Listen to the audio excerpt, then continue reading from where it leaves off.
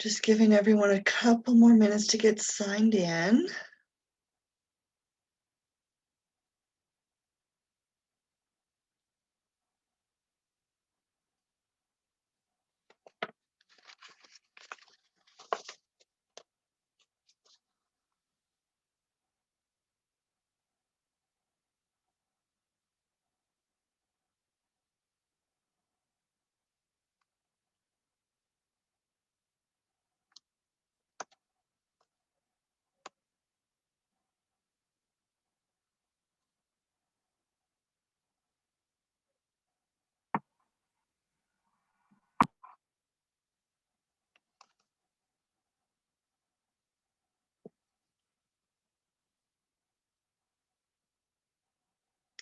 While we're waiting, I just want to check in and see if anyone has any questions or comments, concerns before we get started today.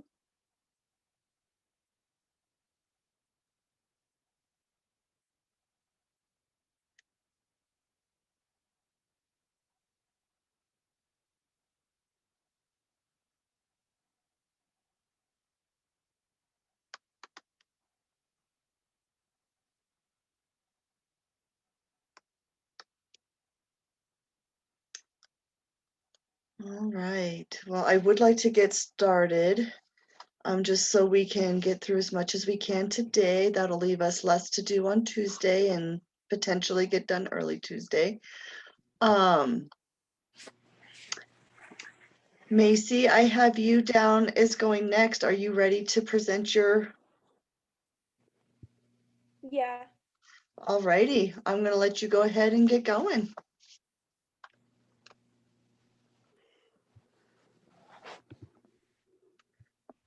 Can you see that? Yes, we can.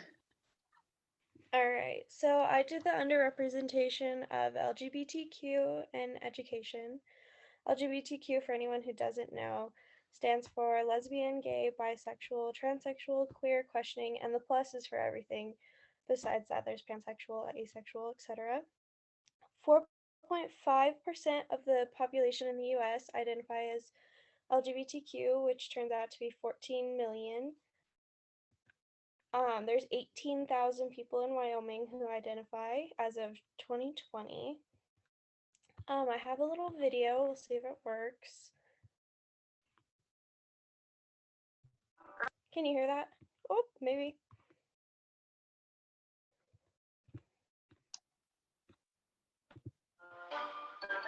Yep, we sure can. Hi there. Who, me? Yeah. You seem like an average guy. Well, I love smoothies and drive a Prius, if that's what you mean. Exactly. Quick question. Have you ever thought how your life might be different if you were gay? Not really. I guess it would be a little harder. Wait, is that homophobic? Oh God, I'm really sorry. This is a safe space, Carl. My name is Mark. Whatever. You're right, though. Being gay has its challenges, but it hasn't always been like this. Like the Greeks? Absolutely. The earliest evidence of gay relationships is from ancient Greece, although that was mostly about older and younger men. Did you know Socrates was in the closet? I didn't. I also didn't know they had closets back then. When did all the crazy homophobia start? Homophobia seemed to start in the church during the High Middle Ages. Whoa. And in the Renaissance, it got even worse. What happened? Well, if you were outed, let's just say it would have been bad. Ah, There were still plenty of brave people who revolted. On August 31st, 1512, a group of young aristocrats living in Florence staged what many consider history's first gay rights demonstration. But that didn't stop homophobia from migrating to colonial America. In 1776, being gay in any of the Puritan colonies was not allowed. jeez. So when did things start to change for the better? It wasn't until the 20th century that we started to see progress. Gay bars were popping up in major cities, but were frequently raided by the police because being gay was still illegal in every state except Illinois. Go Bears. Exactly. One of these bars was the popular Stonewall Inn in New York City. On the morning of June 28th, 1969, which also happened to be the day of Judy Garland's funeral, the patrons of the Stonewall Inn decided they weren't going to take it. Hell yeah. A black transgender woman named Marsha P. Johnson is credited with leading the uprising that started the modern gay rights movement and putting the T in LGBT. Now, every November, the T's and their supporters recognize Transgender Awareness Week. This is great. It seems like things were going pretty well. For a while. A while? What happened next? Well, in the early 80s, the world was hit by the AIDS epidemic, and the gay community was hit hardest. AIDS became known as a gay disease. In fact, it was originally called GRID, which means gay-related immune deficiency. No way. It's true. Many people think that the government didn't act quickly enough because it was considered a gay disease. So the LGBTQ community had to fight it themselves. So how did they fight it? They got organized. Activist groups like ACT UP, the Gay Men's Health Crisis, Lesbian AIDS Project, and the Names Project emerged and refused to be ignored. This newly empowered gay community had one goal. What was that? To come out. They thought the problem with homophobia was that people didn't know other people who were gay. And if more people came out, they would be seen for who they are and not just as a stereotype. Convincing people to come out was still a tough task, but things got easier in 1997 when Ellen appeared on the cover of Time magazine and told the world, "Yep, I'm gay." After that, more and more gay people started appearing in TV and movies, helping millions feel more confident to love who they want. Wow, what a journey. I'm kind of digging myself as a gay person. Slow down. We're not done just yet. But we've come so far. Can we just celebrate for a minute? No time for that, Carl. We still have a lot of laws to change. Yeah, that's right. Being gay was more accepted, but there were still a lot of rights that gay people didn't have. However, they did have something they didn't have before. What? Allies. Yeah, in 2003, Massachusetts became the first state to legalize marriage equality. And 12 years later, it was legal in all 50 states, much in thanks to a majority of Americans who supported it. So as a gay person living in 2019, how would you feel? Pretty happy I live in the present, grateful for all the heroes who fought before me, and hopeful for the future. I'm glad, because the fight for equality, it takes... Alrighty. So there's some first in education I found for LGBTQ. In 1924, the first gay organization in the US was the Society for Human Rights.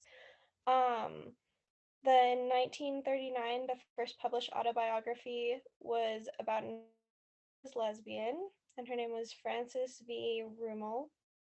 1970 was the first LGBTQ class offered at the University of Southern California by Del Juan, and today it's known as the Queer and Ally Student Assembly at USC. 1971, the first LGBT office was established at University of Michigan, and then 1973, the first open lesbian was able to tenure a track faculty position at San Francisco State University, and is said to establish one of the first women in gender study programs. Wyoming and LGBTQ, as of 2015, same-sex marriage is legal. There's no laws existing for non-discrimination protection with adoption or fostering. The U.S. Supreme Court ruling that people in all states can seek recourse for discrimination. However, Wyoming doesn't have any non-discriminatory laws. There's no law banning conversion therapy for LGBTQ youth. Excuse me.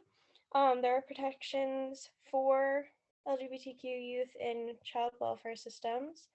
There's laws explicitly excluding transgender from healthcare coverage. Gender changes on driver's license and birth certificates are accepted, but gender neutral options are not. And Jackson and Laramie, Wyoming are fully include sexual orientation and gender identity protection. So I will be talking about harassment, sexual assault, suicide, and all that, just so everybody knows. 40% of LGBTQ youth considered suicide in the past year. There is the Trevor Program, which is a youth crisis intervention and suicide prevention founded in 1998. 1 in 4 LGBTQ students report experiencing discrimination. at least 21 Black trans women were killed in 2019. Half of transgender people and bisexual women will experience sexual violence in their lives.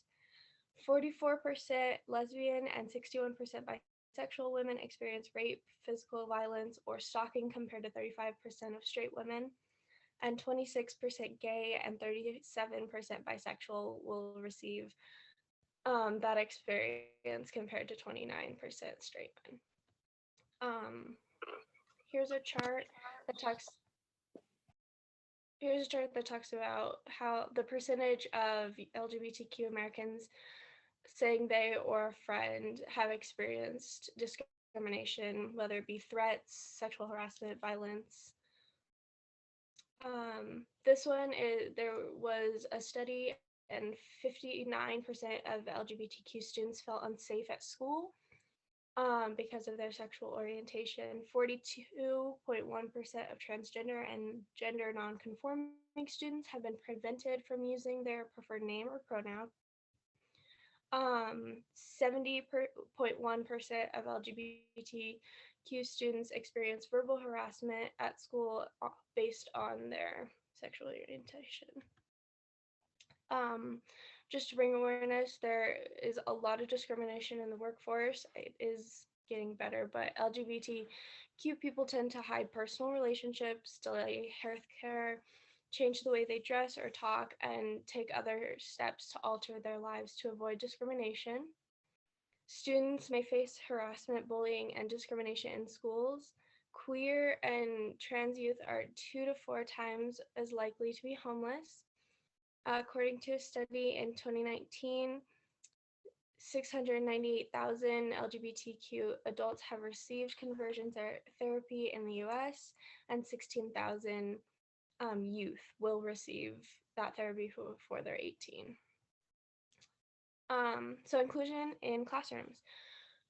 Being an ally means just educating on the terminology, know your students' right, other discrimination, speech, privacy, gender expression, gender sexualities in clubs and school functions, prevent bullying, and support student groups.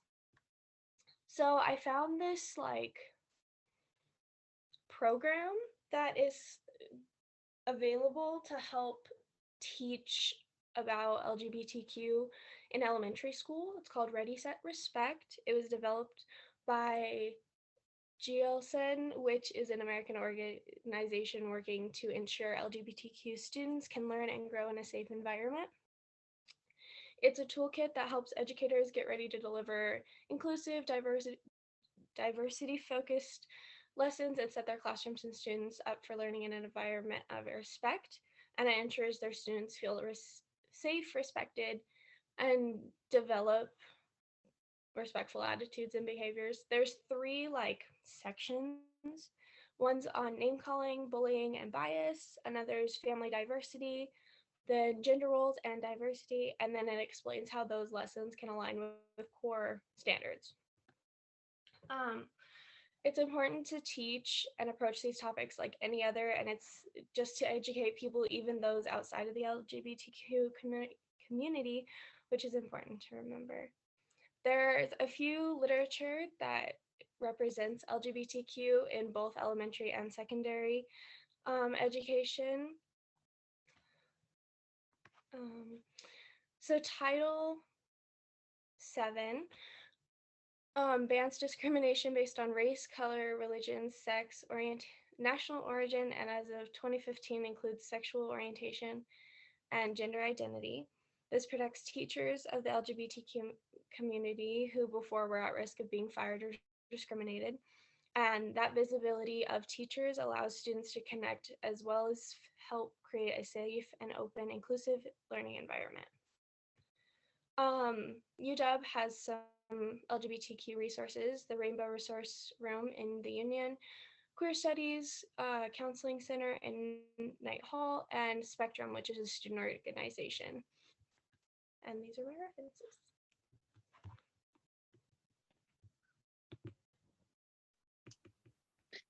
Thank you, Macy. And I do want to open it up to everyone if anyone has any questions for Macy before I start in on mine.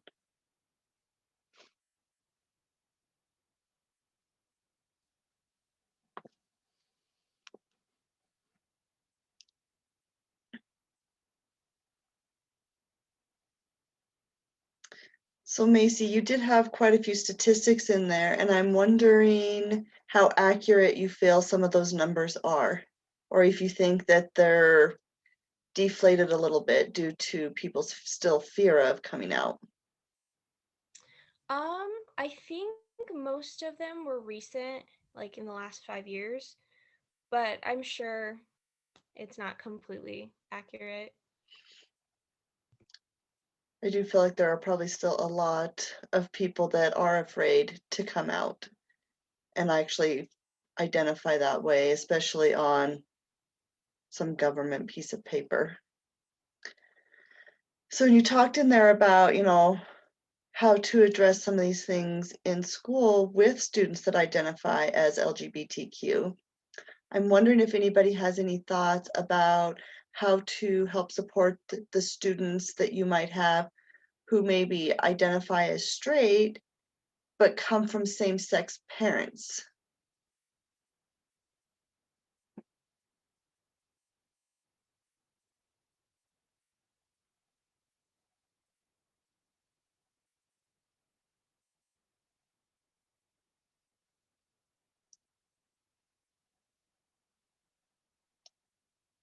I would probably just say with representation, like literature, stories, just Mhm. including them in that way.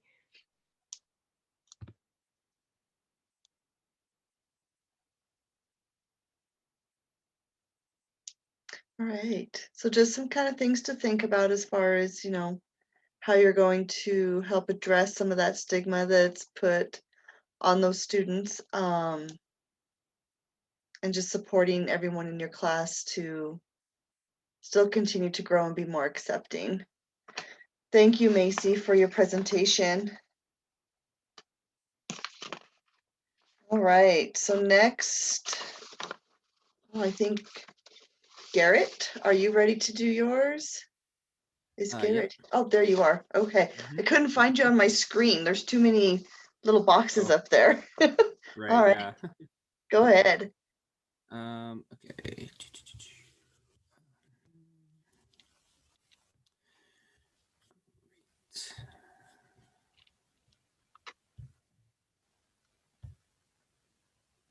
Okay. Can you see that?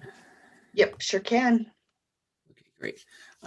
So I did my research on the Hispanic groups of America. And I did this more as just kind of like personal research. Hispanic culture is kind of one I haven't had much exposure to, so I wanted to do some look into it. So a little outline here, going to just talk about the definition, some history, social and cultural factors, and then teaching application.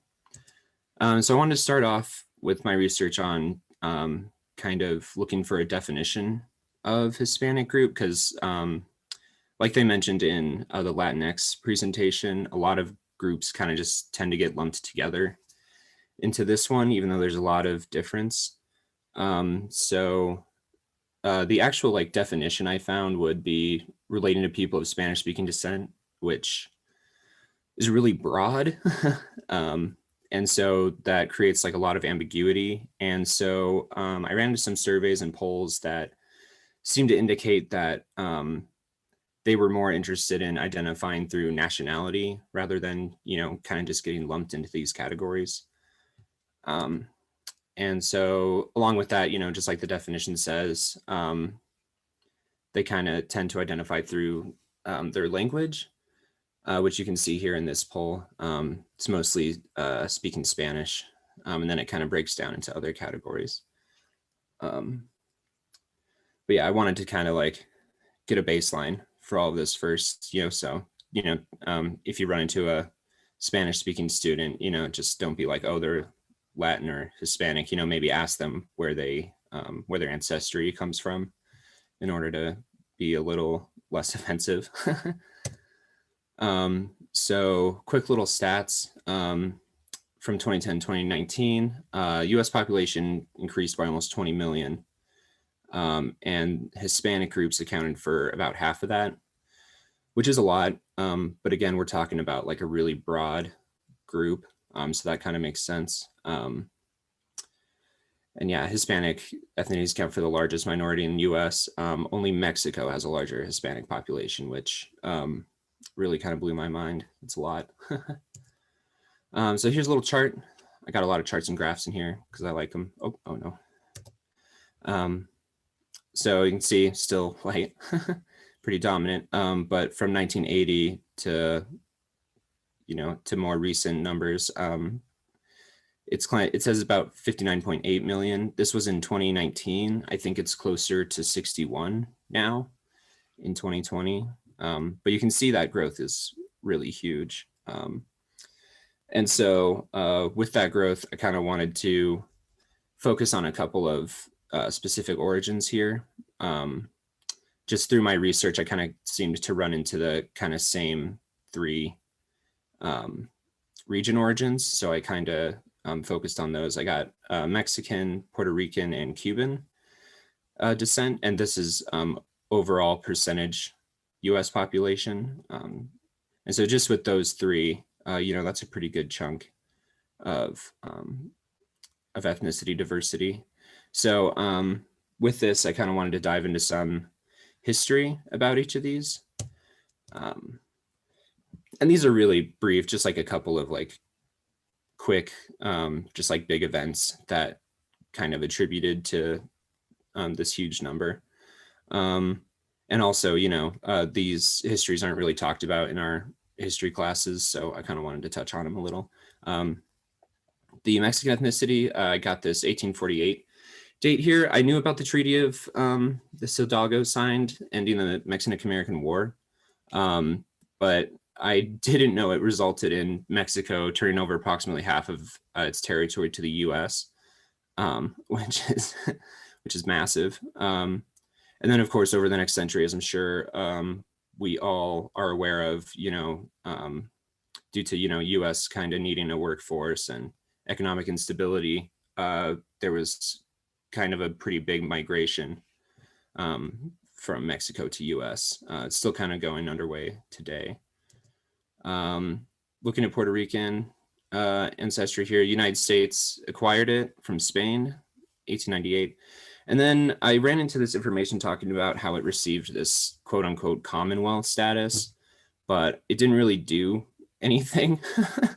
And so in 1947, there was this mass migration in result to unemployment, poverty, and just cheap transportation costs to the US. And then, of course, Cuba rose Spanish rule. It was around this time, I thought it was important to note that the 14th Amendment to the US Constitution was adopted, making Hispanic origin the United States citizens. I feel like that was a big event.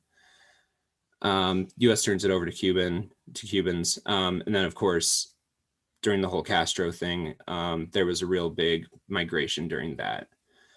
And so all these factors kind of came together, and this is just like 3 countries, right, over a more broad spectrum. But these factors were big parts of like this huge migration that came over to America. So some social and cultural influences here. So even though it's this huge group and there are so many of them, Hispanics still have the lowest rate of high school and college degree attainment. Over 1/4 of Hispanic adults have less than a 9th grade education, and Hispanic children are the least likely to be enrolled in preschool, which then kind of lead to other successful education setups, as they say.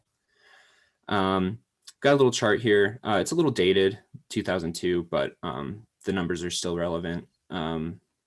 So the largest growing, but still lowest education rates, you can see Mexican, Puerto Rican, Cuban there.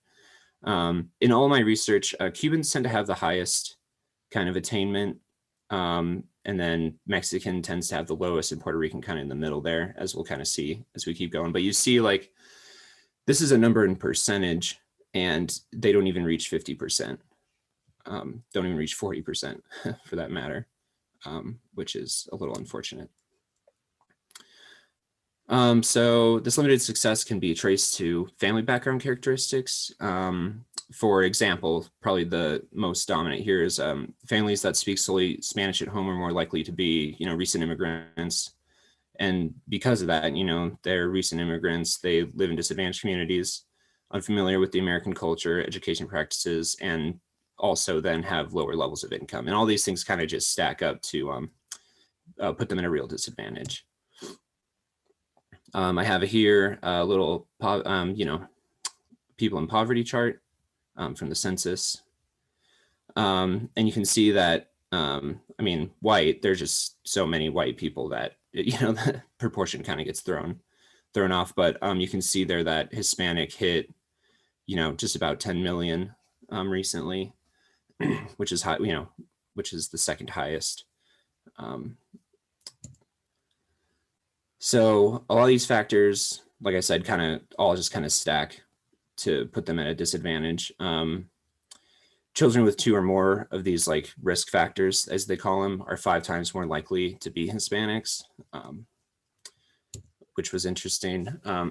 Okay, so I ran into like this big like kind of survey study group that had these neat little charts. So I want to kind of point out here. So you've got, you know, your first generation Mexican poverty rate 68.8% percentage. And then you go down here, Spanish only at home, it's a 52, which is crazy. The mean incomes of those are super low. And then of course you can see Puerto Rican and Cuban in there, a little bit higher, you know, slightly better, but still pretty low. And so in teaching, you know, you got to be aware of these things. Just because someone is of, you know, a Spanish speaker, comes from like a country that Spanish is its origin, you know, doesn't mean that like that they're disadvantaged, but it's just kind of something to be aware of.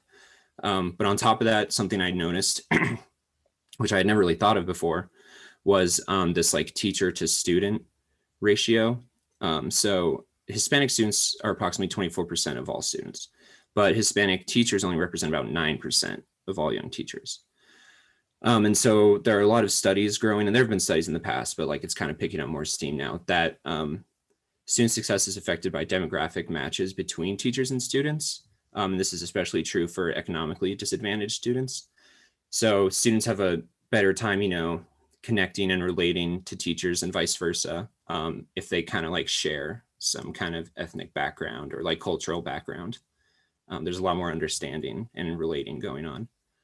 And so, yeah, you kind of know these things, I suppose, but then you look at it in numbers and it kind of makes your jaw drop. So this is, you know, about 80% white for teachers, and then everything else is only like 8, you know, 9. It's pretty large gap. It's kind of sad to see. So I have here some videos. Hopefully they work. They were working earlier, but they're just narratives about talking about, you know, the relation and advantages of having kind of the same ethnic teacher.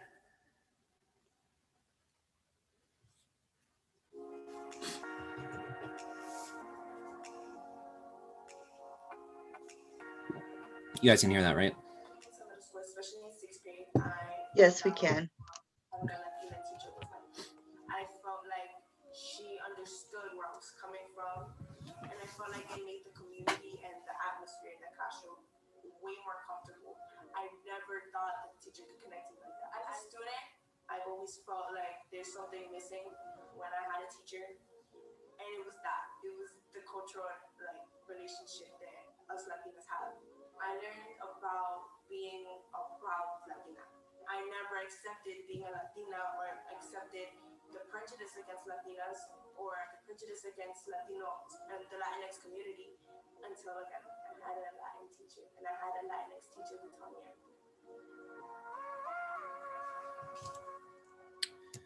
Huzzah. Okay, and then I have one from the, oh no, please no. Okay. And then I have a narrative, same thing, just from the teacher's point of view, which I feel like is important to get as upcoming teachers.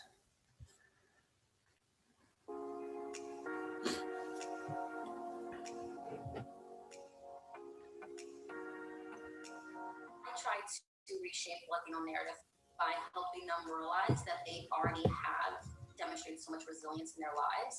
One of the main barriers that Latino students face in particular is just not seeing role models in the classroom as teachers that reflect their own identities. We ask them to aspire to greatness and to these careers, yet we don't provide enough examples for them. The idea of being able to forge that many meaningful relationships and be a consistent figure in their lives. It's a task that you can't take on alone as just one teacher. I joined Latinos for Education, specifically the Aspiring Latino Leaders Fellowship. When I joined the fellowship, what I realized is that there are lots of different ways to be a leader, and I have to lead unapologetically from my own identity. So I think it's important that we have Latino leaders at all sectors so that power is shared and that all voices can be present.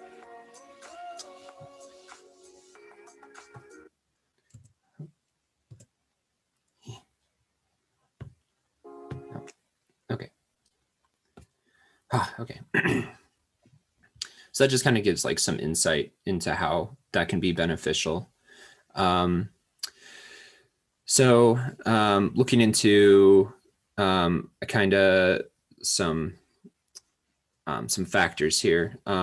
So first generation ethnic students living in Spanish speaking homes tend to have parents with higher educational expectations than those of more assimilated Hispanic families. I thought that to be really interesting, especially since these first generation ones, first and second ones tend to have like the least amount of resources. So they have, again, going back to those cumulative disadvantages, less access to resources, lack of technology from home.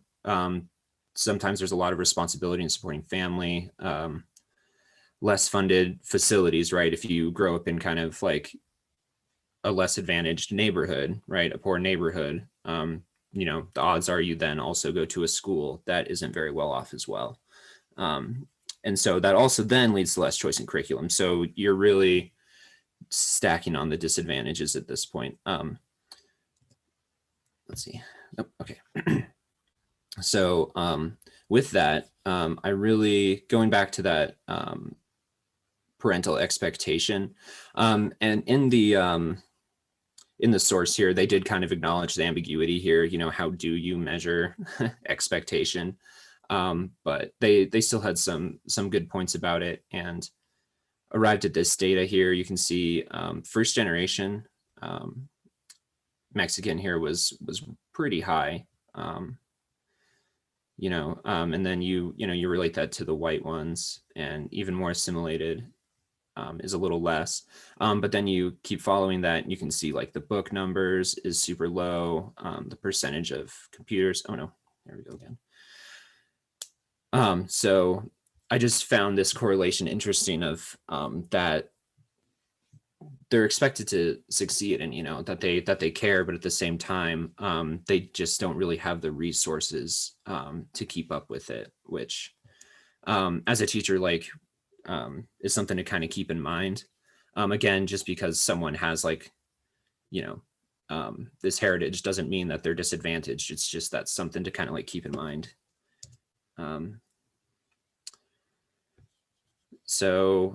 Yeah. Activities like reading to children have been shown to enhance children's performance in school. Hispanic families that primarily speak Spanish at home have typically low rates of literacy activities, and that's usually probably because they have more things going on. Almost a third of Hispanic students are non-proficient English speakers in school system, and just like the presentation on ELL, that's a pretty big factor. And it's definitely something to be aware of. So big picture here, I wanted to just kind of like sum it all up. The real idea is that many Hispanic students are in situations that put them in a disadvantage, and schools, I don't know, I'd say like, yeah, improperly equipped to deal with it, but a lot of times it's just something that kind of gets overlooked. And it's just something to be aware of. So as teachers, I got some notes, some kind of stuff that like I kind of came into conclusion to, and it's pretty standard stuff, provide safe place. You want to be respectful, don't stereotype. Give them extra time, it's best to just like talk to them. And then of course, you've got the resources to talk to teachers and parents to problem solve. And I kind of want to branch out to you guys as well and ask, like think about what else you could do if you run into a disadvantaged student, who also, possibly like barely even speaks English too. It's like, well, how do you help them? So I just want to kind of bring that question to your attention. And there's my bib.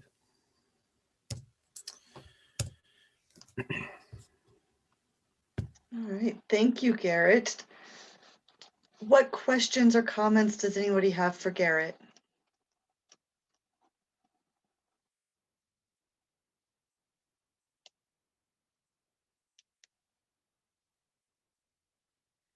So Garrett asked this question of what else can we do to help promote the success of our Hispanic heritage students?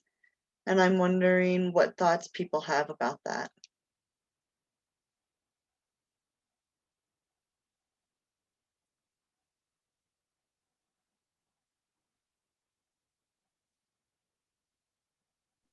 I think for me, because I want to be an English teacher, I think a big thing is like representing or having like diversity in the classroom.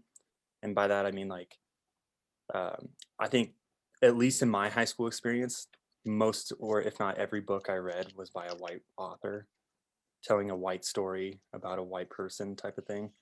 So I think a big thing is like, I mean, I know at least one class that really helped me was like there's like a young adult literature class here.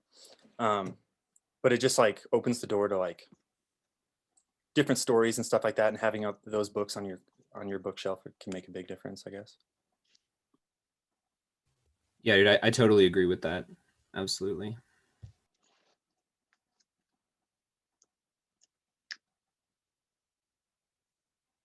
I would imagine that having the ability or opportunity, I guess, more to be able to read something that maybe is written a little bit differently than what, a white author would, how they would write it.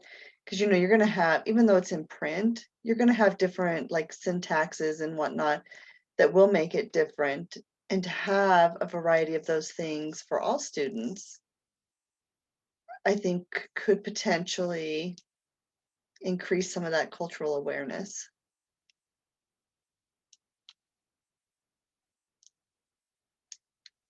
I also think a huge thing, I'm getting my ESL endorsement actually, and I grew up with like a lot of Hispanic people in my school. And I feel like since there are so many, I feel like as teachers, we should be presenting more diverse, like he said, in English as well, like in books and everything, but also just like in history and in conversation, because there is such a large Hispanic population. It seems odd that we don't celebrate that culture more.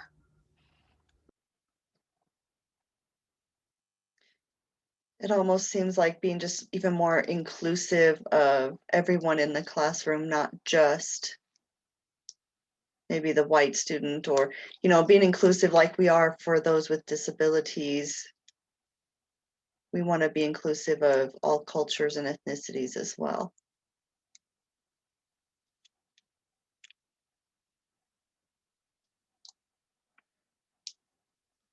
Garrett's presentation did kind of remind me a little bit of that video we watched, and now I can't remember the young girl's name, where the school really did put forth that effort because they'd gotten that extra funding to be able to do that, and the difference it made for her versus how her brother did in school. And just kind of thinking,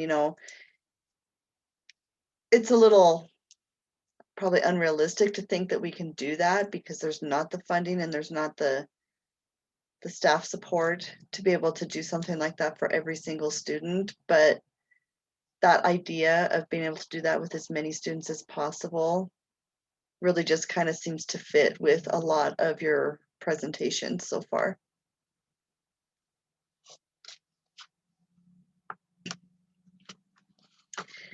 Any other comments or questions before we move on?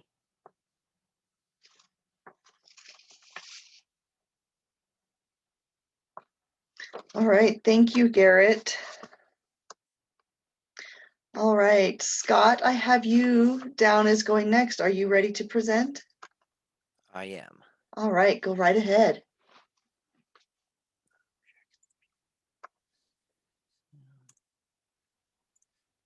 All right, can everybody see that and hear me? Yep. All right. So I also did Native American representation in schooling. And so like Kyle's group touched on there, the first Indian schooling program was boarding schools, and these were first established in 1860 by the Bureau of Indian Affairs. And the first one was on the Yakima Indian Reservation in the state of Washington on Fort Simcoe. So it's important to note these first ones were off the reservation. This comes into play a lot later, but they wanted to separate the children from their communities to make it easier to take out their culture. And these were also mostly done on military forts and bases. And so these were also rife with abuse. We've all heard the stories of how regular schools were awful to kids. They would get beat with rulers and switches. These were worse. Kids actually died because the teachers beat them that hard. This was a forced eradication of culture. Kids would get beat for the smallest infraction, from staying like singing a song in their native language, communicating to one another at the wrong time in the halls, and they were really treated as second-class citizens. And this was completely contrary to the idea of to civilize someone. You want, like, if you're trying to civilize someone, so to speak, you want to prove that your culture is better and that there's benefits to why you're making them believe and feel the way you feel. But this was just an attempt to just brutalize them. And even if they would turn white, so to speak, they really still would be just second class citizens. But this was also a way for America to deal with its history of manifest destiny, and they deal with your guilt of really screwing these people over with through their treaties and other acts of violence. And so after that, then they became all on reservations, but there were no Indian teachers. This was mainly white staff, and it's cool to note that or not cool, but it's interesting to note that after the Civil War, originally the teachers were all Catholic. After the Civil War, the President Ulysses S. Grant turned a lot of the teachers Protestant. They turned out a lot of the Catholic people, which had a more missionary mindset that still wasn't good, but they were more of a, we're going to convert and save them. And then the Protestant value was, at that point, was very different. You need discipline and you need regimentation. And this was vastly different. And the conditions really deteriorated right there. And this was, as I said earlier, these schools were on reservations now to have a false sense of community. The kids were still staying at these boarding schools 24/7. They were never visiting their family aside from small breaks. And they were still just separated, but this helped that idea of guilt that, oh, well, we're actually helping them now because these schools are on the reservations. And there was no good example of any of these schools. These had the worst of intentions. Disease was rampant. They sought to kill the Indian, but save the man. And this was a forced indoctrination of Christianity to convert these people. And as you can see in the picture there, this is the same kid in almost 1 year of difference. He went from, being complete with his culture to almost in that photograph, his skin tone has actually paled. And that's an after image doctoring to prove the concept. But that still just illustrates how bad and just how far the United States was willing to go to really take out this dissident opinion against them. And then by the 1880s, there were 60 schools for 6,200 Native students on reservations. And there was a new idea. It'd be easier to assimilate kids if the schools were moved back off the reservations. And then Richard Henry Pratt, the guy in the picture right there, he said that schools established in white communities could accomplish this task. He wanted the schools brought back off the reservations. Previously, they were on forts, moved to reservations, and then back off. He said, well, now we need to put the schools in white communities and have the students live with white people to bring them to the white culture. So these Native children would then be removed from their families, and they would spend their summers with the white families to encourage assimilation. And the children would be forcibly removed if need be, oftentimes by the Native police on their reservations, because they did not want the United States military coming in and causing further instability and being brutal. It was really putting the community against one another to do this. And so, in a comparison to non-native schooling, in 1870, less than half school-age kids received schooling in the United States. But free schooling was already available. But child labor kept many in factory jobs. So while Native Americans were having compulsory education, literally being dragged from their homes, regular American children were still working in factory jobs and weren't being educated. And compulsory education was actually pushed by critics of child labor because the kid can't work long hours in the factory if he's being forced to go to school. And education was then seen as the protection of their democracy. As one quote had it, they do not want the uneducated masses voting. And so the way to educate everybody was to make schooling free, which it already was, but nobody wanted to go because some kids had to work in the factory. But to make it compulsory, then you could educate people and at the same time, quote unquote, save the children from the factory. And then by 1890, all students between the ages of 6 and 10 were mandated to attend school for at least 20 weeks a year in Massachusetts. The rest of the nation was pretty slow to catch on, but by 1990, mandatory education was nationwide, with the South being pretty far behind, but that was mainly due to segregation. So they were counting the African American students as kids who were not at school, but that's because it was illegal for them to go to school. And yet there were still very few boarding schools at this time. There were still private schools and charter schools, but these ones were not boarding schools, and Indian schools were the main ones. In fact, in that screenshot of that Google search, boarding schools in the 1800s, the only results that come up for the first 2 pages are Native American boarding schools. There is no mention of regular American boarding schools in the 1800s. So this was a uniquely governmental thing to change the culture of the Native American. And so the last residential school closed in 1973. So that's the last boarding school. These were still around largely into the 20th century. They were nowhere near as bad as before, but they were still the same institutions and the same buildings. Just like standards change, but the past still exists. And there's no longer forced or compulsory education at these boarding schools, but this list of 5 schools, actually, these still exist. So there's the Riverside Indian School in Anadarko, Oklahoma, the Sherman Indian High School in Riverside, California, the Kemawa Indian School in Salem, Oregon, and the Flandreau Indian School in Flandreau, South Dakota. And these are all managed by the Bureau of Indian Education. And it took a while, but this was retroactively labeled as a genocide of Native Americans. One of the definitions for a genocide by the United Nations, by the UN, is the eradication or the re-education of a culture. So the fact that the United States government was willing to say, hey, we can't deal with this culture, we need this dissident voice out of our politics, out of our country, it's an eyesore, that's a genocide. They tried to remove a people group and forcibly assimilate them in and really have them forget their identity. And so in the civil rights era, Brown v. Board of Education, I'm sure we've all heard of this. This was the landmark decision that segregation, or separate but equal, is inherently unequal. And this was decided on May 17th, 1954. African Americans must be allowed to integrate in the formerly segregated schools. But this did not count for Native Americans. There was no such legislation for Native Americans. There was no Brown v. Board of Education until 1994. Technically, public schooling was not a right for Native Americans because the reservations are technically a separate government. They're not a foreign power, but the federal government technically does not have jurisdiction that they would on a regular school district. So this is why the Native Americans did not have free public schooling on their reservations other than boarding schools until this time.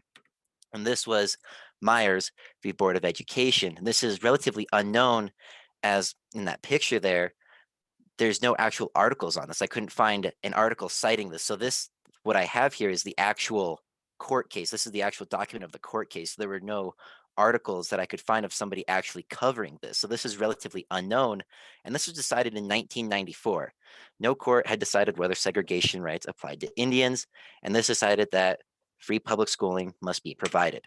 So the background of this is that the Navajo community in San Juan, Utah wanted public schools provided to their community. They wanted a high school built. And this was first filed suit in 1974 against the San Juan County, Utah School District. And the original result was a settlement. They built a school, but there was no federal ruling. So after the settlement, the county still did not have the incentive, or it was not forced to provide free public schooling. The suit was refiled in 1994, and the district argued that it had no legal duty to provide education to these students. And as stated before, no federal court had ruled on whether the right to education applied to Native Americans. And this was due to history of relationships between the federal government and Native communities, and the jurisdiction needed to be set. There were other communities that were Native communities that were saying, well, we need schools. We can't fund this ourselves because even though we're technically a foreign power, we don't have access to trade. We can't use other incentives to boost our economy. We have to rely on the United States government. And so this is where the debate of were Indian nations foreign nations in the constitutional sense. If they were, then the federal government had no obligation and no right to build something in there, as that would be infringing upon a sovereign power. And then this determined the relationship, and it was ruled that Native Americans are citizens of the United States, despite the fact that they are on separate territory. And as such, the state had to provide free public schooling for this community. And this was decided in 1994. That's a few years before most of us were actually born. And so the fact that it took that long is just a symbol of still how reluctant the government is to fix this. And so this is a further background on why wouldn't Brown v. Board affect the Indians? They were technically autonomous governments. They had their own laws and they only have their police force. Federal agents or sheriffs have no jurisdiction without permission from the tribal police. If any of you have seen the show Longmire, the relationship between the sheriff and the tribal police, that's a pretty on point relationship, is that the sheriff or a federal agent does not have jurisdiction, cannot come onto the reservation without written permission from the tribal police. And this was the Navajo Mountain community. They wanted a high school built for their students, and the students were being sent to a Bureau of Indian Affairs managed boarding school.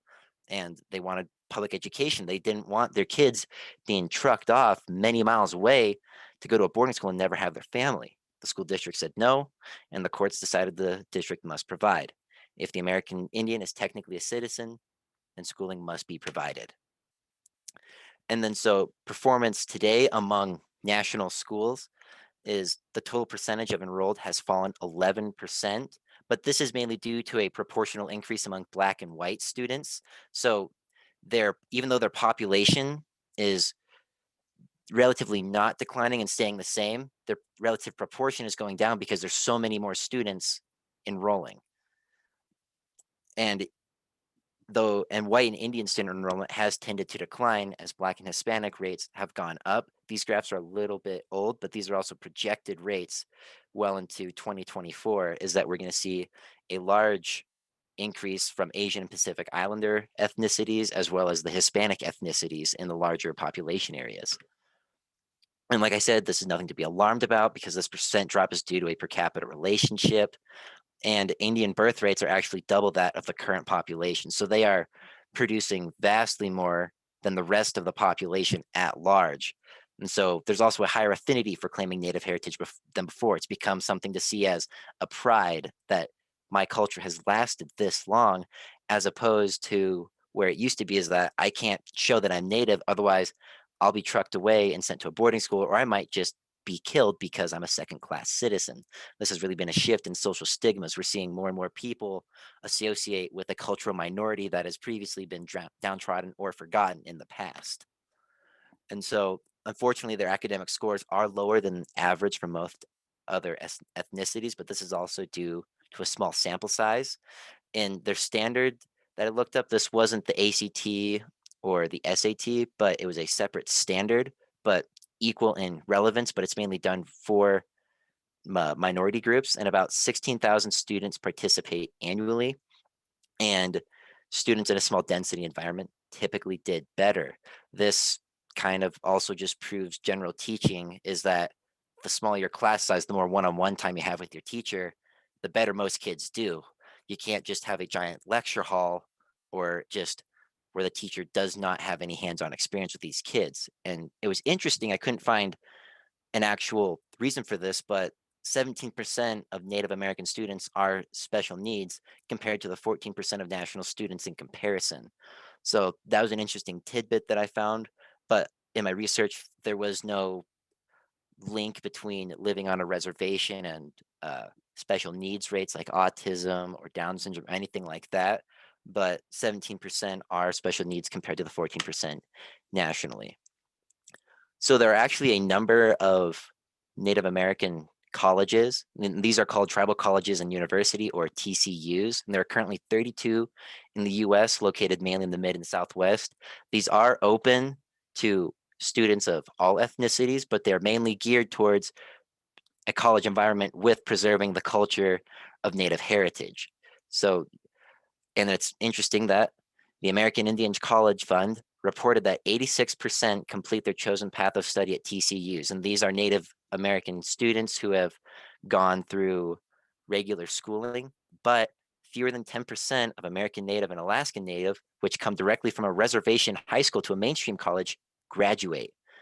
So 86% coming from a regular school to an American Indian college, 86% of those graduate their chosen path of study, and that's not counting people who switch their majors and eventually graduate. That the number of actual graduates is higher. But it's really striking that fewer than 10% of Native students which come directly from a reservation school to a mainstream college graduate. And this has largely been cited due to the sense of community and inclusiveness. Students regularly report that at these TCUs, they feel accepted, they belong, the sense of community is really there, and that really puts kids on the track to stay there and actually further their goals.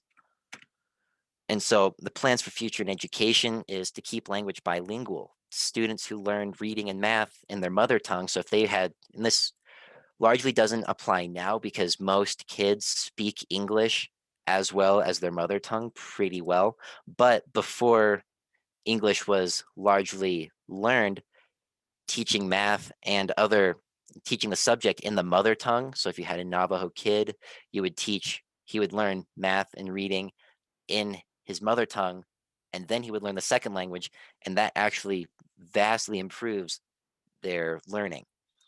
And teaching the Native culture actually helps students become more comfortable and in turn to do better. I'm pretty sure many of us have experience with, in our first, second grade, we did a play around Thanksgiving about Squanto and the Pilgrims, which really makes a mockery of that. And actually teaching the history and the cultures as well as the European history really helps the students see themselves as, okay, I'm still part of this because the vast majority of us are descendants from European immigrants, and that's our history. But we're not applying our history to the students the people who are already here. And this feels a need to boost graduation rates nationwide. And so here's a story that I wanted to show you. Less than 1% of students in Fresno County are Native American, and some say because of their small numbers, they often feel overlooked. In tonight's Education Matters, Juanita Stevenson joins us with how a Valley School District is reaching out to its students and boosting graduation rates in the process. Juanita? Well, 17% of students in the Sierra Unified School District are Native American. Officials say the establishment of a mentor-based Native American program is not only increasing graduation rates, but resulting in more students being college ready. So let's have a little fun in here. Educators tell you there's nothing like watching a child's eyes light up when discovering something new.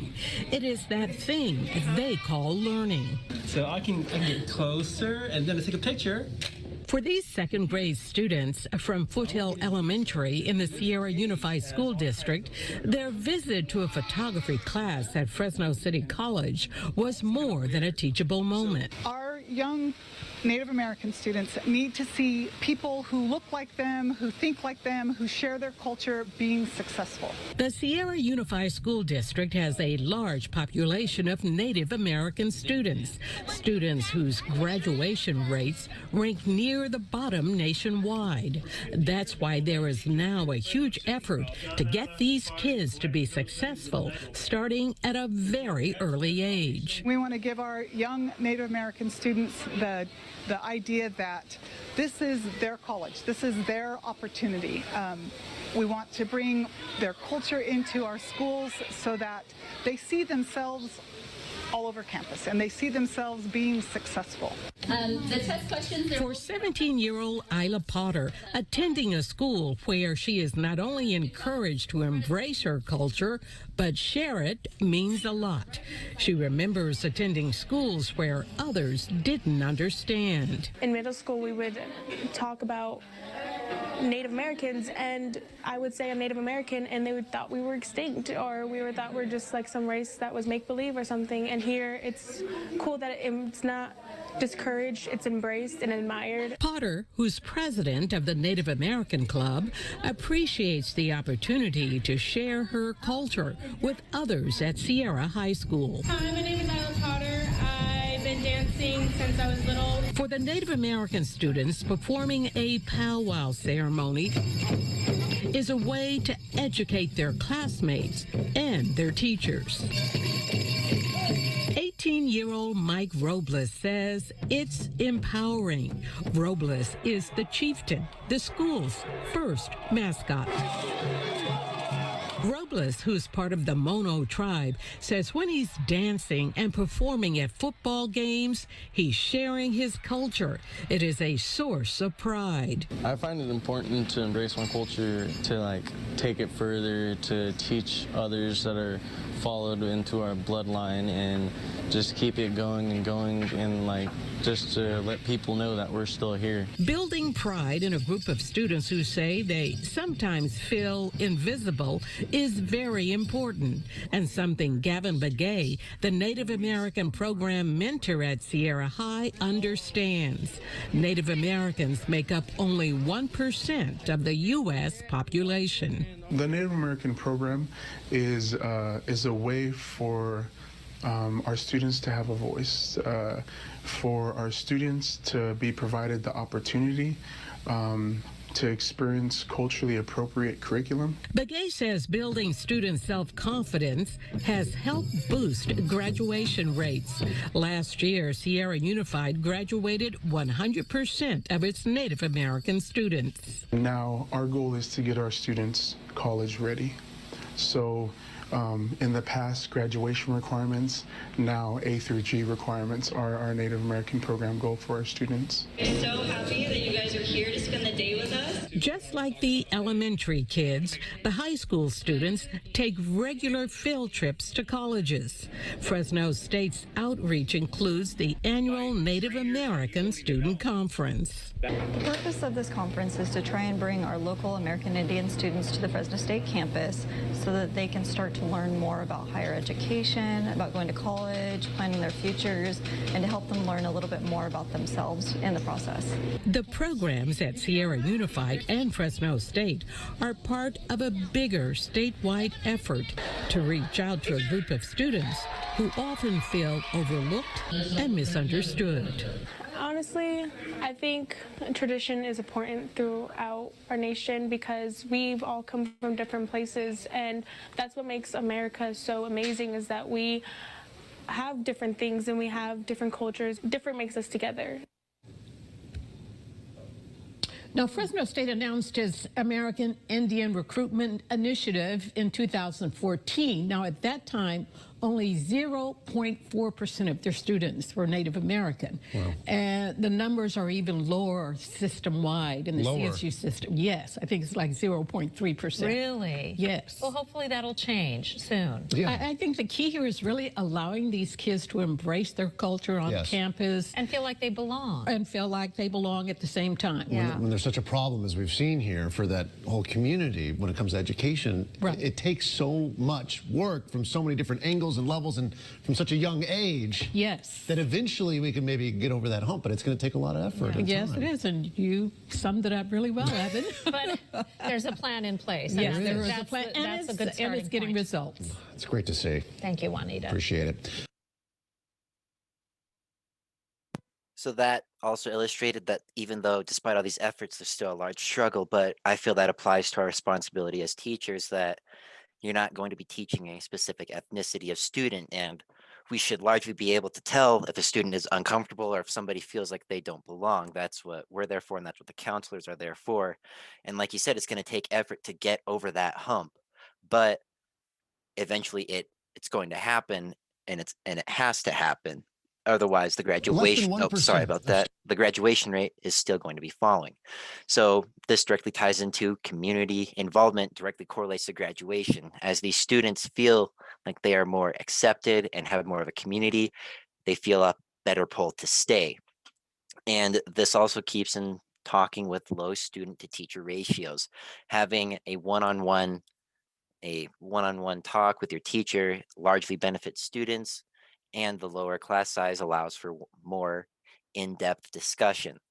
So these are a few quotes from a document about a plan for actual reform. And so the first part about standards-based reform is that one important factor, standards-based reform has been gaining support legislatively and among portions of the education community for the past decade. In Native America, this reform movement holds great potential if tribes and communities become involved in settling culturally responsive standards. So this is also having the education board talk with the cultural board, the cultural background, to say, how do we keep these students, how do we keep these people invested in schooling? There's no incentive for them now, so they need to reach across the aisle and come together. And how can we apply our education standards, but also keep the cultural identity to keep more students in there?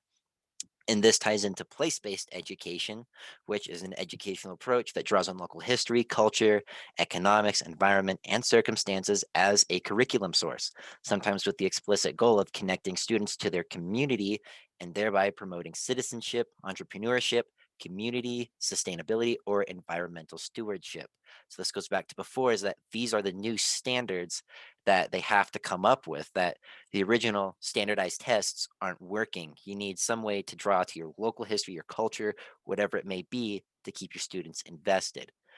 And so my personal narrative is kind of short, but coincidentally enough, my actual first relationship was with a Native American. She went to my high school, and a lot of the stuff that I researched here was anecdotally corroborated here.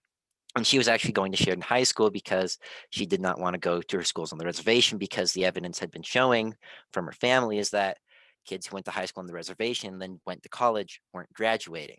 And so she had come to Sheridan High School to broaden out, find another community to live in, and then go off somewhere else to a college. And so that's my personal narrative. That's kind of short, but that's pretty much just the best real world example that I had that I had a relationship with. And so these are my sources that I used, and that concludes my presentation. Thank you, Scott. Does anybody have questions or comments for Scott?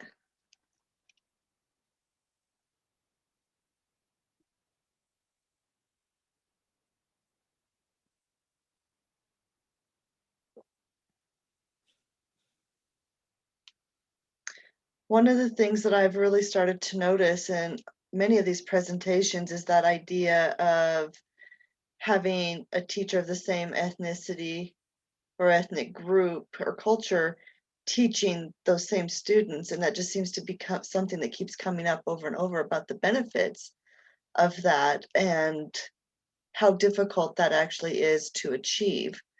I also I couldn't help but notice, Scott, when you were talking about, like there was no articles or anything about that court case, that this almost seems like an area that would, I don't know, potentially be a great area to do a bunch of actual research in and start publishing articles, stating like some of the experiences and doing some ethnography or narrative studies within the Native culture.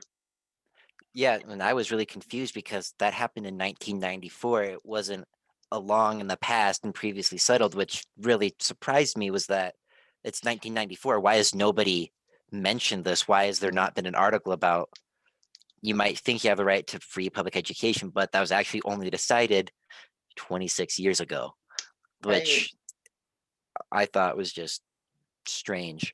Mm-hmm. It is. It definitely shows that it's an area that definitely needs to be researched and, I guess, communicated to the public as a whole.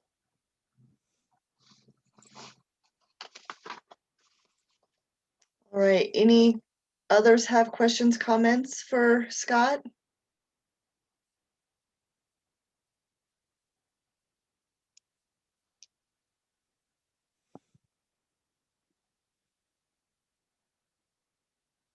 All right, I think we are at our last presentation with Carson, Maddie, Katie, and Freddie. Are you four ready to do your presentation?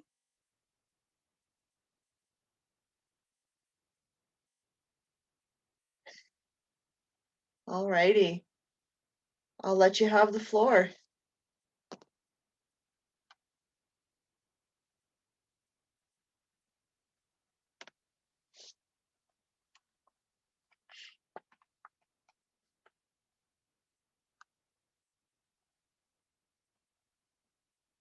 Oh, is Freddie here? Oh, yes, she is. Okay, I was gonna say, Freddie, are you gonna go first?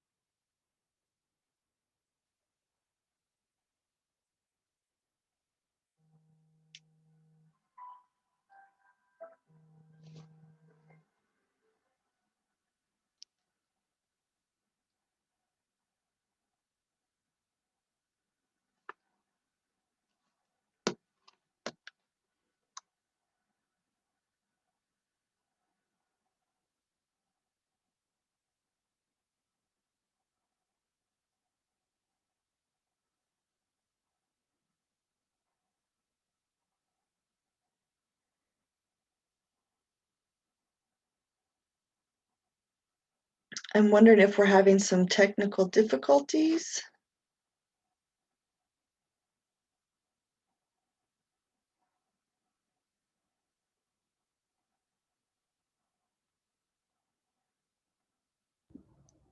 Yeah, I'm not sure. It looks like Freddie is coming in and out of the class. She goes first in the presentation. Okay. So I don't know if she wants me to share my screen or we'll see, I guess. Yeah, it looks like it dropped her out, so hopefully she can get back in. Oh, there she's coming back. Sorry, my computer froze for like a long time and I couldn't figure out how to get out of the meeting. You gotta love it. Yeah. Yeah, so I have no idea what just happened. Are we presenting? Yes, you guys are presenting. Okay. I can share my screen then.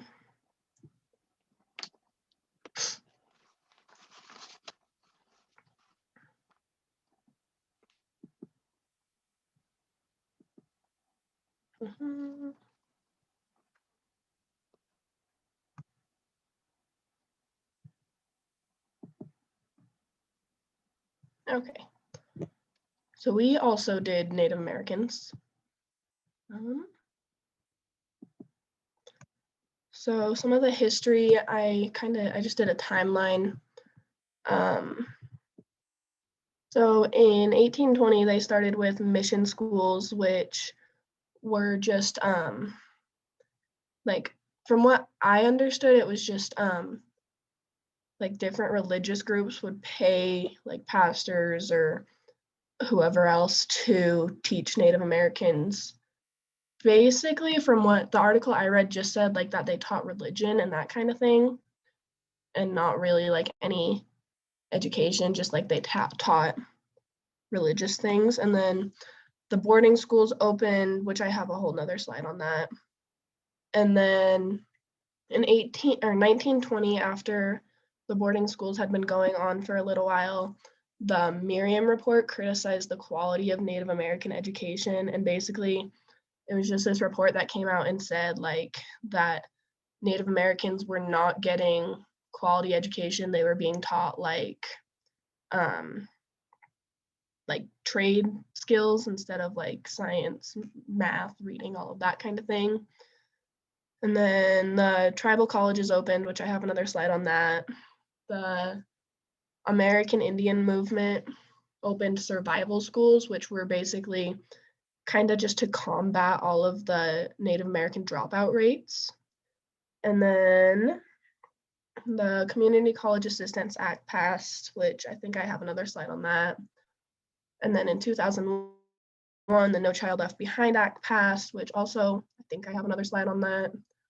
And then as of 2013, which was the like end of the timeline that I saw, there was 183 schools ran by the Bureau of Indian Education. So the mission schools, again, Congress passed the Indian Civilization Act, which gave $10,000 in funds to educate Native American students in the religion of white society. And then the teachers were volunteers, which I forgot to say earlier, but they were mostly volunteers, but they would have like their housing and like food and all of that paid for. And then also like a interesting fact was that they were not forced to attend these schools. They went by choice, unlike the boarding schools.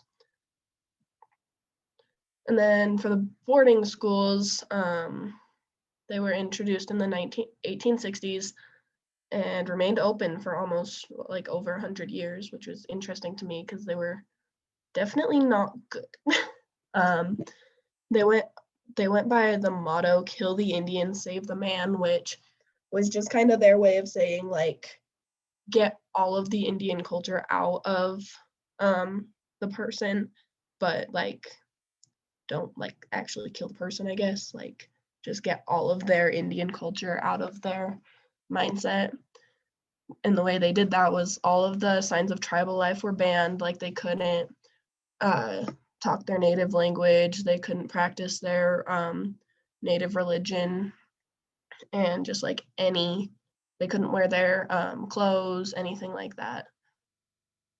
And then they were trained in labor skills instead of academics, which I mentioned earlier.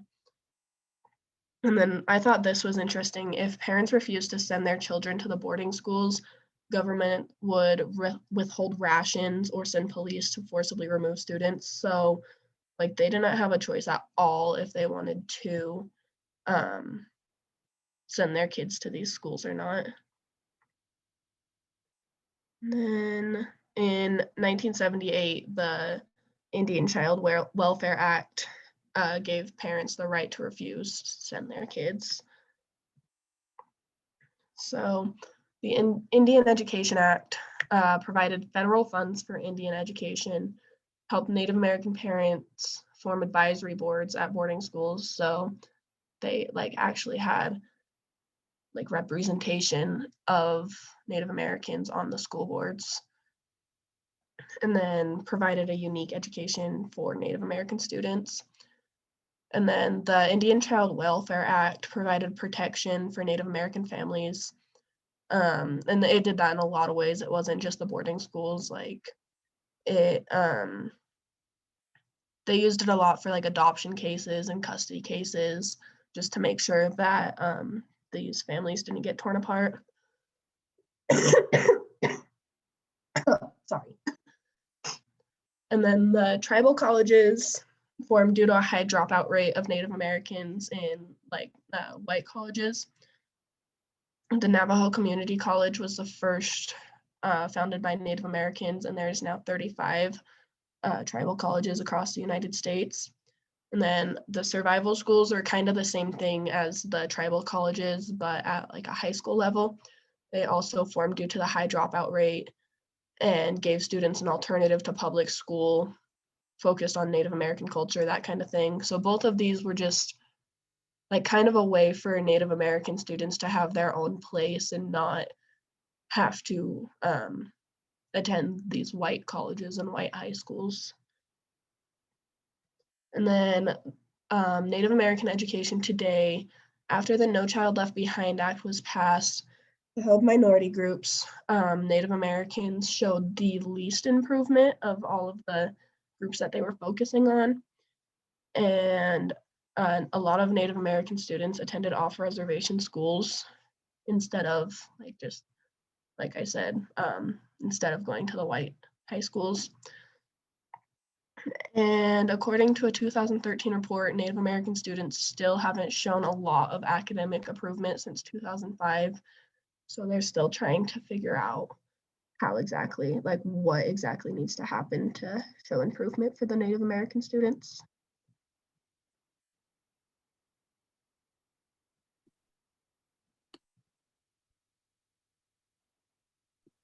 Can you go to the next slide, please? Yeah. So, boarding schools were made to erase the Native American culture, and they replaced their culture with the American culture that was coming. Schools were opened by either American government or Christians, and the government forced a lot of American families to Indian families to send their children off to the schools. And this led to no other schools being available. A lot of the original Native schools were, I guess, closed. At these boarding schools, students had to cut their hair because in the Indian culture, long hair is very common, and they cut their hair to become more like the white person. They couldn't wear their traditional clothing, and their normal Native practices had to be changed to Christianity practices. And they told Native Americans here at those schools that their practices were inferior to theirs, and they lost a lot of self-esteem due to this. And I have a video on like an interview.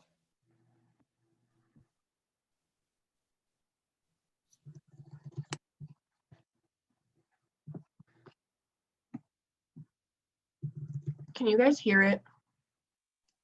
No.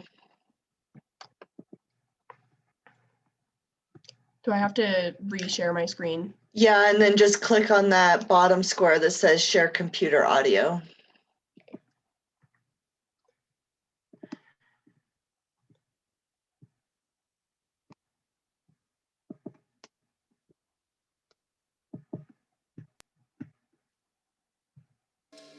Is it working? There we go. Okay.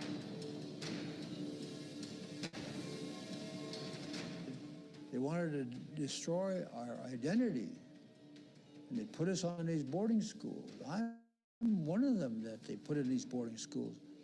You know, destroy, kill the Indian, save the man. And over 100,000 children were taken from their homes and pulled, and a lot in our family. And I'm fighting. Where am I going? Where am I going? You know, my mom and my grandma are right there, and I'm trying to hold on to them, and they come and take us apart. But that scene was, multiply that by 100,000 children that were taken by force from their mothers and from their grandmas and grandparents. That destroy the language, destroy the songs. Matter of fact, you couldn't sing any native song. You couldn't speak any native language. The vernacular would be English and English only. That's how they wrote it up.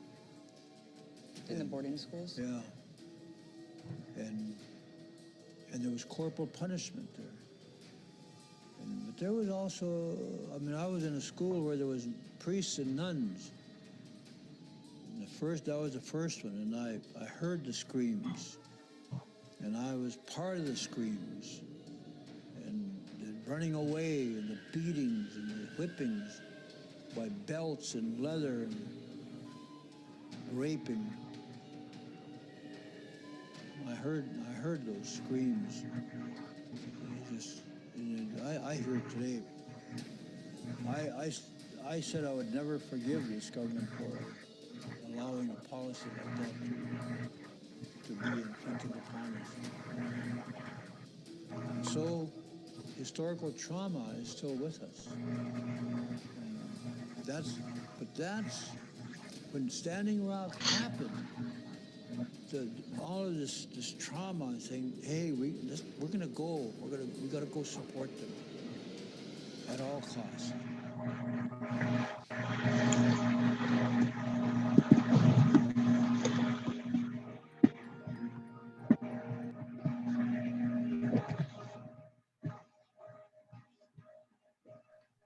So as you can see from that video, they took a lot away from the Native American culture.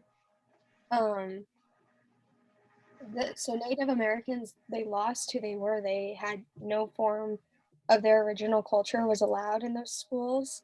They had to dress like the white people. When they got into the boarding schools, all their original clothing was taken off and their hair was cut. They had to speak English, and they were beat if they spoke in any other language. And when I was researching this, they said when kids got released from those schools and tried to go back home, they were often not accepted back into their families because they had changed a lot, or they were gone for a long time.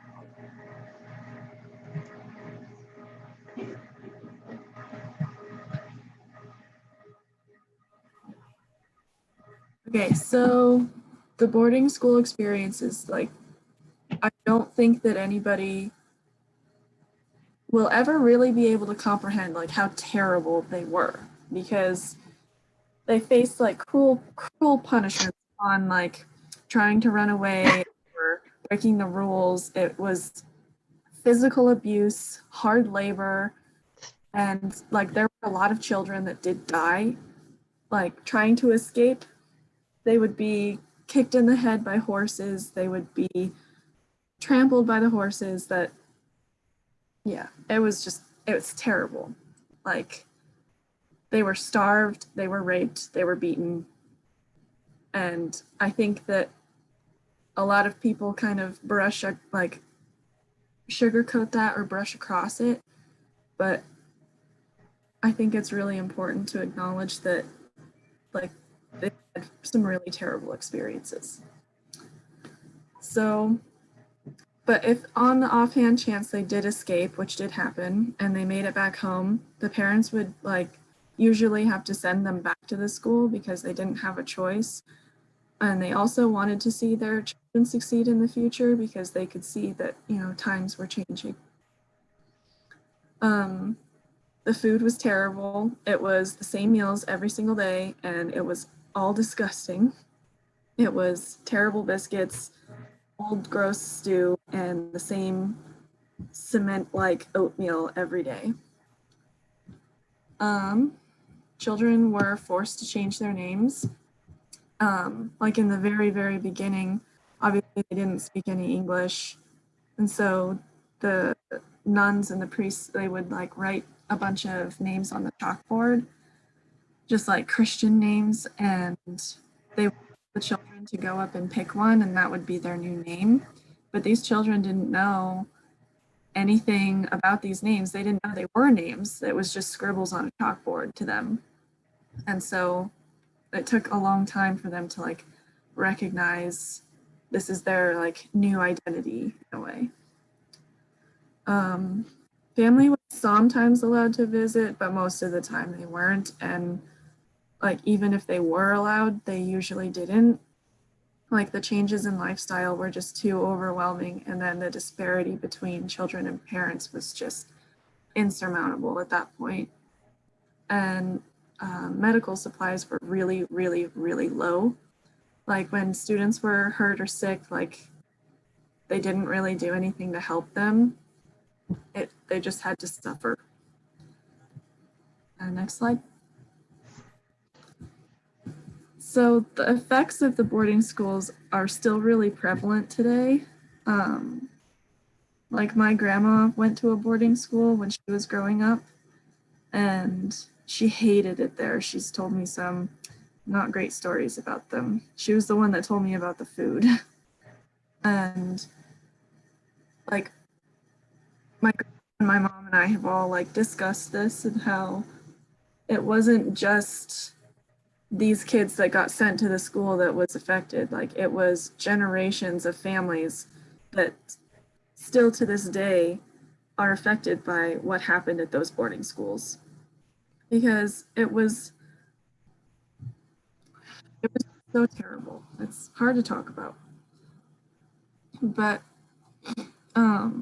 what happened was like these children were taken away from their parents and raised in a completely different society than anything that they had known before.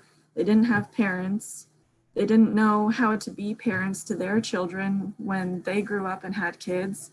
And then those children didn't know what it was like to have nurturing parents. They grew up in a school with terrible, terrible people around them.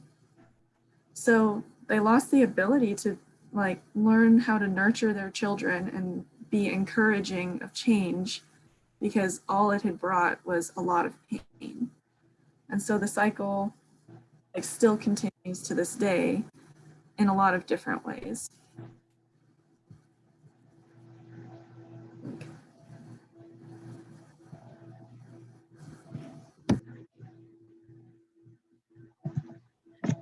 Okay, so when we apply this to our teaching, I think it's important to recognize the oppression that we have put upon Native Americans for years. I put down that this oppression came from government, society, and even the school system, because yes, there was a lot of policies in place that the government enacted. However, society itself too hasn't really integrated Native Americans into, we just keep them, it seems like we put them on a reservation and expect them to fend for themselves, and we don't think of them as equal Americans. And I think that in schools and as teachers, I think that's so important to change that narrative. There has been new programs and deals in place, like No Child Left Behind. The act was supposed to help, but there hasn't been as many leaps and bounds of good that has happened in the Native American culture that should have from that act. When we understand what they've gone through and continue to go through, we as teachers can hopefully change the current outcomes. As I mentioned earlier, I think it's important with any culture to, with America being so diverse, introducing more than just white culture, whether that be in books or in history. And I think that is probably the most important part. I had not learned about boarding schools until I was a junior in high school, because I had a history teacher who was very passionate about it. But I know a lot of people who had never even heard about Indian boarding schools. And I think that narrative needs to change, especially so we can better respect the Native American culture and make them feel more included. Next slide, please, Freddie. Thank you. The way we have approached Native American students, I think over the years has been unjust and prejudiced. Like I said, I feel like there's a large separation instead of integration in a way that respects their culture and teaches us the actual history and how poorly we have treated Native Americans in the past and continue to do so, truly. I said that teachers need to be the one to start the initial change. The dropout rate for Native American students is much too high, and we cannot allow these students to slip through the cracks any longer. I was talking to an admissions officer actually at Black Hills and said that the Native American freshman enrollment is very, very high, and there's a lot of deals and scholarships in place to make it affordable. However, the percentage of students that drop out by Christmas break is like astronomical. It is higher than any other group of students, because I don't think our public school systems are preparing Native American students in a way that prepares them, benefits them in secondary education or in the workforce. As I mentioned earlier, the No Child Left Behind Act was made to make sure that minorities were not left behind. However, for years, Native Americans have not only been left behind, but pushed behind. That idea of putting Native Americans just on a reservation and letting them fend for themselves, I think is so outdated and so wrong when the government decided to do that, that now I think it's our job to make Native Americans feel more welcome in our public school systems. Okay, the next slide. And then, so I said there needs to be large changes made at the national level, government-wise. I do think that there needs to be a large shift in the narrative that we put out towards Native Americans. However, as I mentioned earlier, I do think that it does start in small school systems with Native American populations, and even in schools without Native American students. Again, that what the history we teach, I think, is a little bit more PC than it needs to be. I think we make it seem like there was a war, we took land and moved on, and that's not the case. I know that we do not have the ability to create a large change, but we are able to create an environment that is much more inclusive towards Native American students. And then I think it is also important to encourage Native American students to be proud of their culture while still immersing themselves into the public school system. And that is it, I think.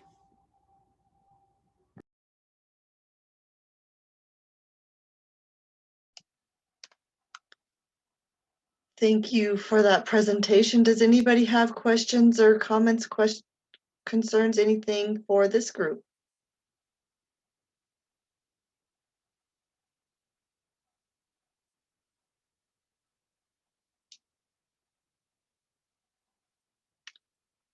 So one thing that I really appreciated in this, well, maybe in a couple different presentations, is touching on that historical trauma. In the video that was shared, the speaker did talk about, having historical trauma, and they're still living with it today.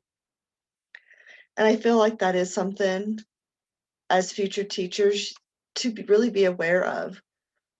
There is a lack of understanding of what historical trauma or intergenerational trauma is. And a lot of, I've heard people say, why can't they just get over it? It's not like we're the ones who did it, but trauma doesn't work that way. And so these groups that have experienced these types of traumas, even if they weren't alive when that trauma happened, they are still experiencing it either through the stories that are shared with them or in other ways. There's a lot of like neurobiology and stuff that goes into that.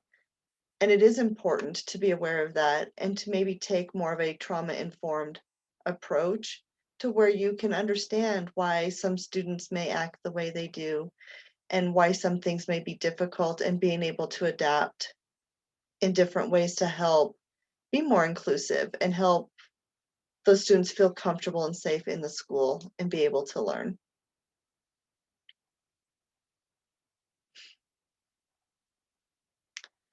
Other thoughts, questions? I just wanted to add that, like, there is a lot of, I don't know the way to phrase it, I suppose. There's a lot of people in the world that, like, they really never learned anything about Native culture or the experiences or how they currently live on the reservations. There's a lot of problems that people like just don't get to see that need to be addressed.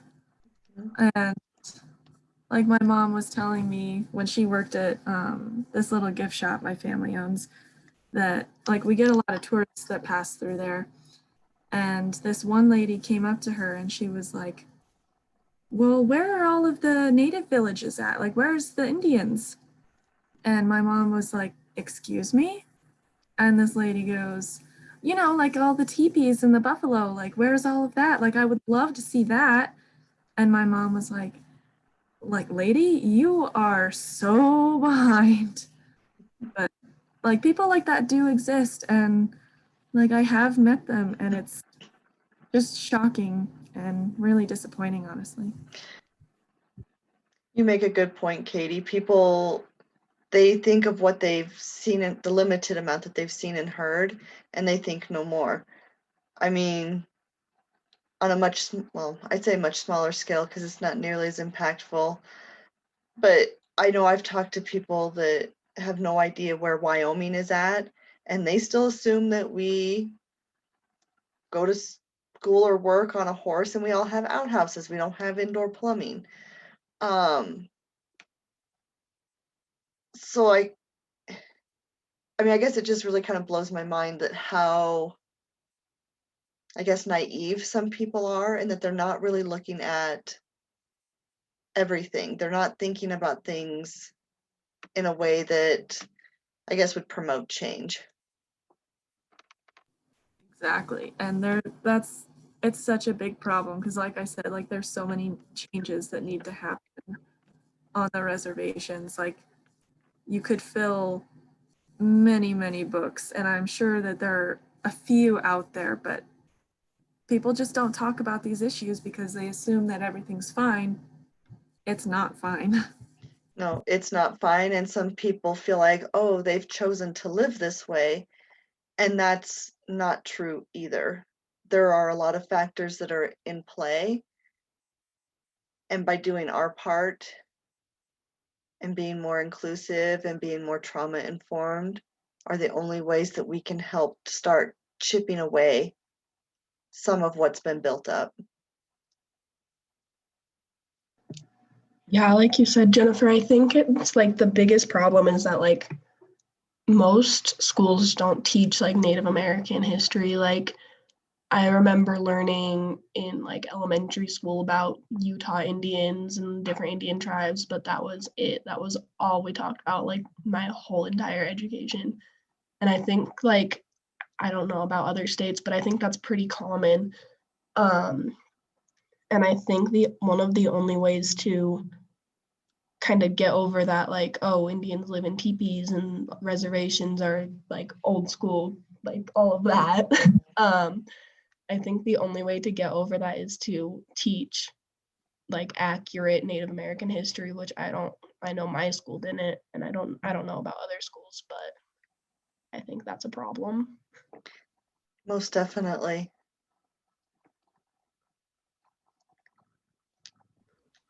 I was going to add really quick. I also feel like there's a lot of times where we like stop at the history.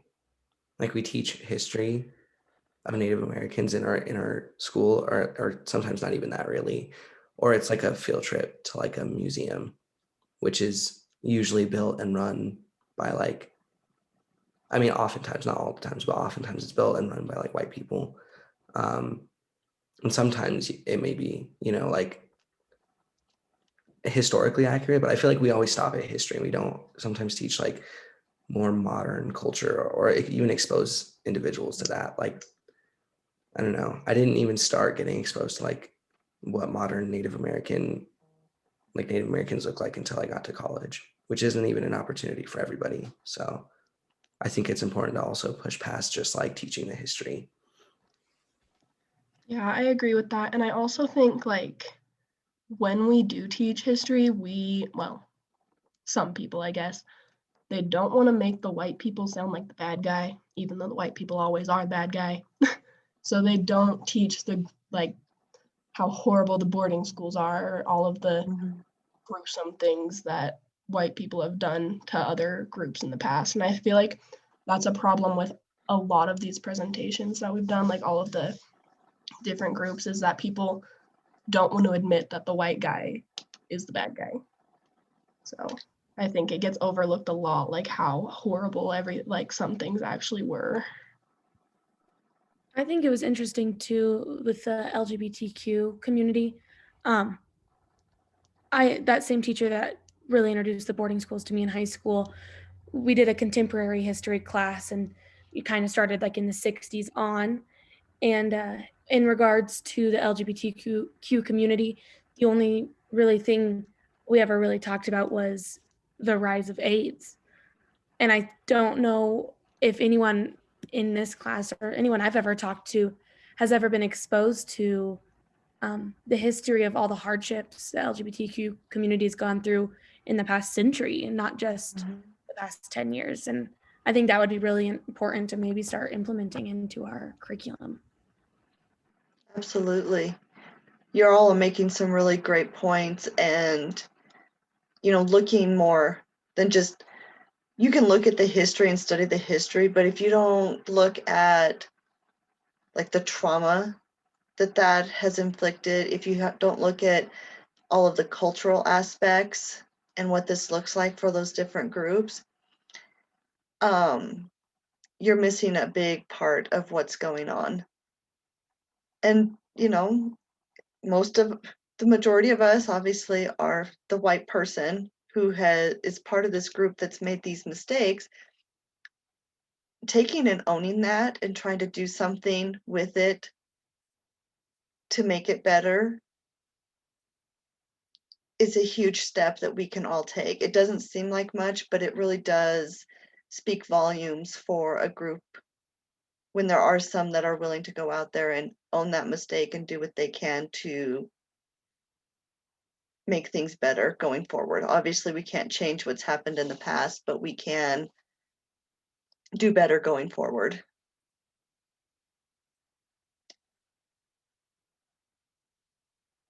Well, I do want to thank everybody for all of your hard work on your presentations. You did wonderful. They were much better than I would have anticipated, full of lots of information. With all that hard work, I do want to open it up that, you know, take next week off. I mean, we don't have class Thursday anyway because of Thanksgiving, but we don't need to have class on Tuesday either. We'll go ahead and take that off and then wrap everything up that next week, and then it'll be finals week. So unless anybody needs anything, I mean, don't hesitate to reach out. I'll be available if you need something, but otherwise take some time, do some self-care, enjoy family if you're with family. Carson looks like she's in some nice sunshine at the moment. Might be a little envious. I'm not sure. Well, I guess I have sun outside my window, but I haven't been out there yet. But I think the wind's blowing really hard. So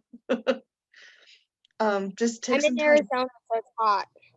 Oh, that sounds nice. All right. Well, everyone have a great holiday. I will see you after the holiday. If you need anything in the meantime, though, please do not hesitate to ask. I have posted everybody's presentations on our Wild Courses page, and then I'll get this recording up as well as soon as it's done doing its thing and I get back home for the day. So it'll probably be either tonight or tomorrow. Yeah. Happy Thanksgiving. You deserve a nice break. Enjoy it.